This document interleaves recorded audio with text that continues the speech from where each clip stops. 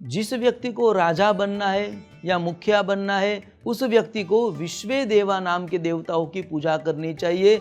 और विश्वे देवा नाम के देवताओं की पूजा करने से व्यक्ति को राज्य सुख मिलता है और वह कहीं ना कहीं सरपंच या मुखिया बनकर वो पूरे देश का राजा भी बन सकता है। ऐसा उसे विश्वे देवाओं की कृपा से प्राप्त होता है। जो व्यक्ति को राज्य की कामना हो, राजा बनना हो, उस व्यक्ति को विश्व देवताओं की पूजा करनी चाहिए, उपासना करनी चाहिए। बहुत से ऐसे व्यक्ति भी हैं जो व्यक्ति कहते हैं कि संतान हमारे कहे में नहीं है, संतान हमारी इच्छा के अनुसार चलते नहीं है, संतान हमारे वश में नहीं है। या कोई राजा है, वो राजा कहता है प्रजा हमारे वश में नहीं है।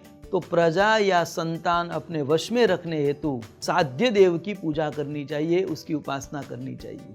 संतान को वश में रखने के लिए, अपने कहे में रखने के लिए, या प्रजा को जैसा राजा कहे वैसा वो करे, ऐसा अनुसरे, ऐसा विचार हो, उस व्यक्ति को, उस राजा को साध्य देवों की पूजा करनी चाहिए।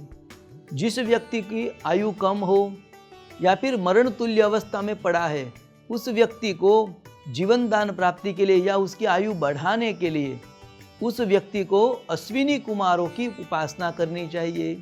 दीर्घायु की कामना के लिए अश्विनी कुमारों की उपासना करनी चाहिए।